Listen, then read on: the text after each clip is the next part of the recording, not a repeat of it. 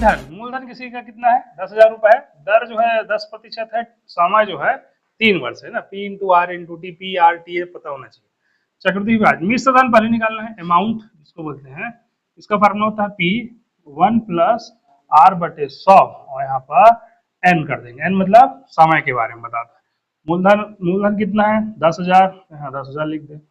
यहाँ एक धन, दर कितना था हमारे पास 10 था बटे 100 और समय कितना था हमारे पास 3 वर्ष था, 3 लिख देते हैं, ठीक डायरेक्ट। अब इसको काटना है, कैसे काटेंगे, पहले शून्य से शून्य कैंसिल, 10,000 को पहले लिखना है 1 2 3, 10 में कितना जोड़ देना है, 10 में कितना जोड़ देना है 1 जोड़ देना है, क्योंकि कौन सी चीज यहाँ पर धन है, तो 10 में 1 जोड़ दूंगा, 10 और 1 कितना हो जाएगा 11, 11 बटे कितना हो जाएगा 10 और इसकी घात कितना लिखना है मेरे को 3। अब इसका मतलब 1 2 3 और यहाँ पर 11 बटे 10, 11 बटे 10 और 11 बटे 10, कट शून्य 1 2 3 1 2 3।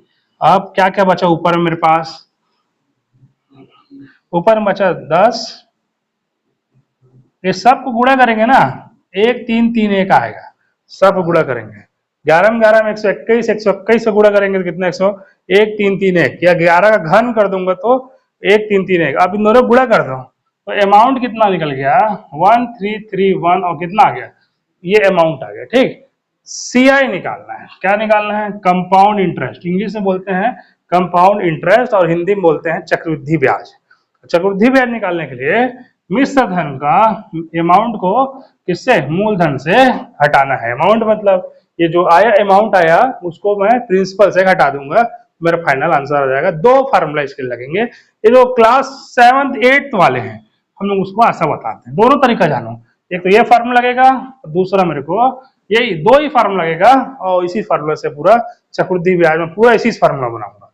और शॉर्ट भी तरीका भी बताऊंगा, छोटा तरीका ही बताऊंगा, कभी जल्दी बनाना तो भी तरीका, पहले लॉन्ग तरीका सीख जाओ उसके बाद शॉर्ट को जरूरत नहीं पड़ेगा, लेकिन फिर भी वो भी तरीका बताऊंगा। अमाउंट यहाँ कितना है 1 3 3 1 0 और प्रिंसिपल कितना था हमारे पास 10,000 था, 1 2 3 दोनों घटाओ कितना बचेगा 3 3 1 0, तो ये क्या निकल गया मेरा चक्रवृद्धि ब्याज कितना निकल गया 3,310 रुपया चक्रवृद्धि ब्याज। ये है लॉन्ग तरीका, ठीक। लंबे में हम लोग बनाएंगे तो ऐसा बनाएंगे। अब इसी प्रश्न को यदि छोटे तरीका बनाना है, एकदम जल्दी बनाना है, तो पहले तो लॉन्ग तरीका सीख जाओ। इसी में 3 प्रकार के, एक अर्धवार्षिक होता है, छमाही जिसको छमाही बोलते हैं, एक वार्षिक होता है, वार्षिक मतलब सालाना पूरा साल का पूछेगा, एक सालाना को वार्षिक बोलते हैं, एक अर्धवार्षिक और एक तिमाही आता है, तिमाही, तिमाही, क्वार्टरली, हाफ ईयरली और एनुअल। इंग्लिश में बोलेंगे एनुअल पूरे साल वाले को, हाफ ईयरली मतलब 6 महीना वाले को, छमासिक जिसको बोलते हैं, और एक होता है क्वार्टरली मतलब तिमाही को, 3 महीने वाले को। फार्मूला यही लगाऊंगा दोनों, सिर्फ उसमें दर और समय में अंतर करूंगा बस, बाकी यही फार्मूला से यदि ये तरीका पता है तो उसमें फिर कभी भी कोई परीक्षा में गलती नहीं होगा, ये गारंटी। पहले प्रिंसिपल, फिर दर, फिर समय। अमाउंट बराबर प्रिंसिपल 1 प्लस R बटे 100, यहाँ प्रिंसिपल जो हमें 10,000 रखा, एक धन 10 बटे 100, शून्य शून्य कैंसल, 10 और 1 कितना हो गया 10 और 1 11। अब यहाँ पर गड़बड़ ये होता है, अब यहाँ एक धन 1 बटे 10, अब ये 11 डायरेक्ट में कैसे लिख दिया, तो कई जन ऐसी पूछते कैसे आ गया, इसके नीचे में 1 लगा दो। अब इन दोनों का नीचे, इन दोनों गुणा करेंगे, 10 एकम कितना होगा 10, 10 से 1 का गुणा करेंगे कितना होगा 10 और 1 एकम कितना हो गया 1, 10 और 1 कितना हो गया 11 बटे कितना हो गया 10।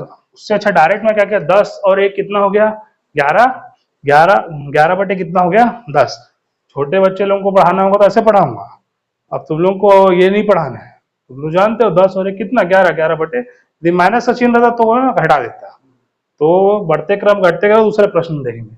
तो ये फार्मूला और ये फार्मूला, ठीक। अब इसी का मैं छोटा तरीका बताता हूँ, ठीक।